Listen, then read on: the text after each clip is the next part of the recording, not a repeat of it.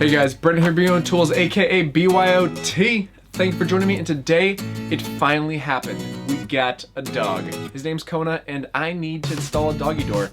And I need to replace a door at the same time, so might as well kill two birds with one stone. Let's start it. As you can see, this is one horribly decrepit door. This is one door that I have not actually replaced in this entire house, and it damn well needs it because it has gone through the ringer over the years. And, you know, a single pane glass really doesn't do very well during the winter. So yeah, let's get this replaced. There are a plethora of different tools you can use to remove the trim work on this door, but I prefer my trusty hammer, or my two trusty hammers in this case. Now the only thing you have to think about when removing the trim is just make sure you're not damaging the siding. You want to make sure you keep that fully intact. I measure out the door first prior to removing it, just due to the fact that I want to make sure when actually purchasing a new door, I purchase the correct size. Now once I have the door and the trim removed, all I have to worry about is the door casing, and the best tool for this that I can find is my trusty Sawzall. Yep, this thing will cut through nails like butter, like a big stick of butter. In any case, it really does make the job a lot easier just to remove said casing, because why not make life easier, right? The Sawzall will make quick work of any demo project, guaranteed. And with a bit of elbow grease, you're able to quickly and gracefully remove the entire frame. Yeah, so graceful, right? Yeah.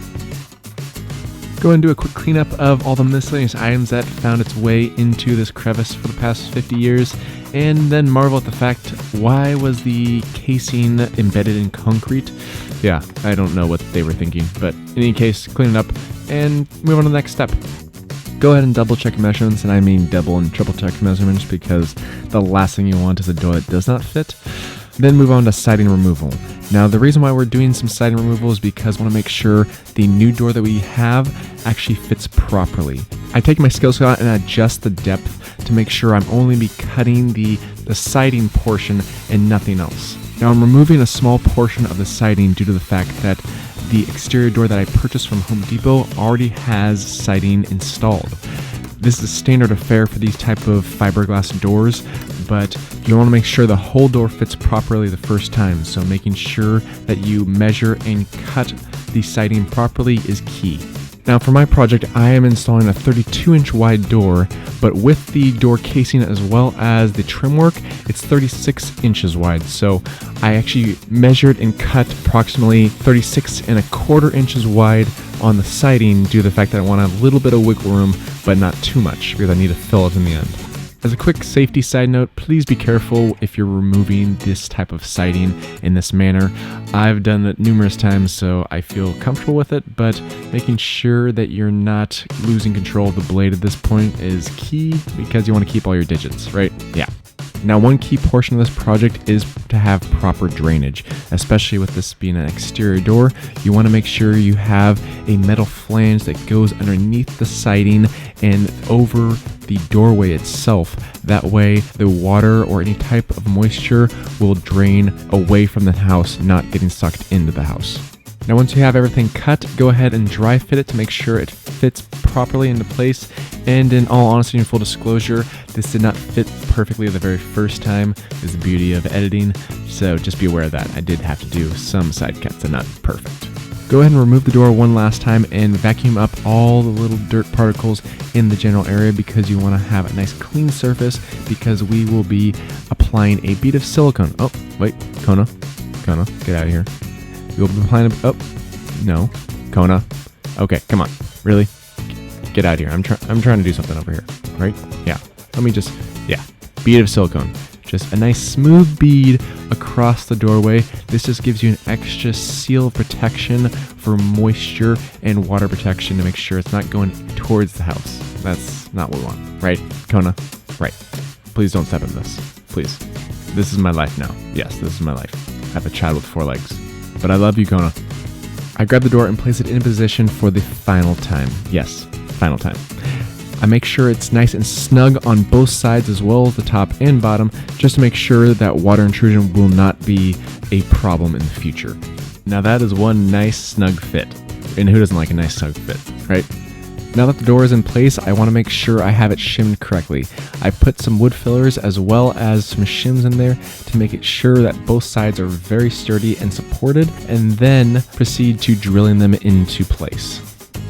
Now there are a few different ways you can secure this door into position. One, you can actually drill through the door casing behind the weather strip and then fasten your screw into position. That way the weather strip actually hides the screw itself and you don't have to worry about covering it. Another option is actually drilling straight through the casing, recess your hole, and then fasten your screw into position. That way you can hide the fastener later. Finally, you can also remove one of these screws out of the hinge side and then fasten a larger screw that matches that said screw into position to even avoid having to worry about filling any type of hole on that side. Once the door is fastened and is fully secured, it is time to fill some gaps. I am using a spray foam insulation by Great Stuff, and this stuff is pretty incredible and is perfect for proper insulation purposes. Just make sure you're using the door and window version of this can, because the other stuff is actually built stronger and can even blow out the door or window itself if you use the wrong stuff, so just be aware of that. After it dries, go ahead and remove the excess or just pack it into the hole itself and then proceed to the next step. Now that I know that the door is fully secured in place, I'm going to silicone around the entire framework. Now I'm using an all-purpose 100% silicone instead of an exterior caulk, just due to the fact that, look at this. That's what happens when you use caulk. It tends to shrink and is not very durable, especially when you compare it to silicone. Silicone is a very durable product and will last for years and years. Now, this is not a paintable silicone, which tends to make things a little more difficult, but inevitably I will show some tricks and tips on how to actually get around this. First tip is to actually wet the area that you're going to be applying silicone to first. That makes it a lot easier cleanup in the long run if you try to wipe it off. I'll go over a few more here later on, but first let's remove this door and then proceed to actually installing our doggy door, because in all reality that's the main reason why I'm actually doing this whole project. Once you remove the pin hinges, go ahead and proceed to moving the door to some sawhorses and getting your dog door installation on. Yep, that's what I said. Now I purchased the All Climates Extra Large Dog Door by Ideal Pet Products. I purchased this on Amazon and I'll leave a link in the description box below on where to find it. Now first off, the first thing I want to do is actually measure my dog and to make sure that I had the proper height of dog door, which he was so kindly obliged to help me with.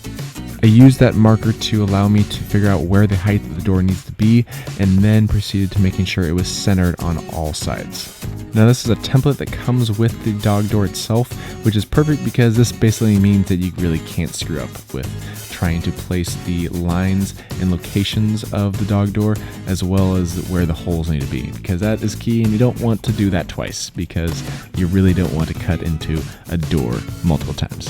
Right. After I have everything in place, I proceed to take in my drill with a 3/8 inch drill bit and drilling through the four corners of the panel itself. I then take my jigsaw and place that into the hole I just drilled, which made it very easy to get a nice straight cut on all four sides. Now just note to self, I did purchase a fiberglass door due to the fact that I did not want a steel door and have to try and cut through it, so just keep that in mind when you're purchasing a door. I will also leave a link in the description box below on the door I purchased for this project. After you drill the four remaining holes for the through bolts, and of course making sure that the door itself actually fits into place, I then utilize a couple extra pieces of flooring that I had lying around and actually used that as a center brace to make sure both sides line up properly and to make it just easier to through bolt the whole door together. Now, you could have probably just put it on its side and made it easier for yourself, but guess what? It's a lot easier to videotape it in this direction. Maybe. I don't know. This is how I did it, so let's go with it. Once you have all four bolts fully secured, go ahead and remove the clamps and then proceed to reinstalling the door itself. This shouldn't be difficult at all, it's just a matter of putting the hinge pins back into the location. Now what's the one thing you have to do at this point? You gotta test it out. Yeah, see if it actually works, Kona. Now, look, you know you want food. Anything. I know you're a little freaked out that there's a door right here, but come on, a little further. Yes, look at that. Boom. Done. It actually works. Yeah, who knew, right? At this point, go ahead and fill the remaining holes that you have left. Let it dry and go ahead and sand it off. Then proceed to your leftover silicone. If you do have any excess on the side, you can always rub it off. That way it leaves it nice and clean, crisp edge. And then you can paint the actual siding if you would like to, or you can just leave it like this. Go ahead and paint the trim, and guess what? You are done. Yes. Now look at that beautiful dog door and handle and paint and trim. That is just one beautiful, sexy beast of a dog door and just plain dog. Look at that beautiful dog. Yeah. In any case, it's fully functional and it's amazing. And there you have it, episode number 34 of BYOT done. Hopefully this gives Kona the ability to go outside whenever he damn well pleases, and me the ability to not have to worry about him going to the bathroom inside the house. Yeah, no one wants that. Perfect world, right? In any case, this last month I have been continuously trying to improve the quality of BYOT. I've increased the video quality to the Sony a6500. I've improved the audio quality to the Rode VideoMic Pro, as well as even the software I'm using to Final Cut Pro X. So thank you all. I'm trying to continuously improve the quality of BYOT. Thank you so much for watching. Please like this video, please subscribe to this channel, and please check out my Instagram feed. I post there weekly, if not daily.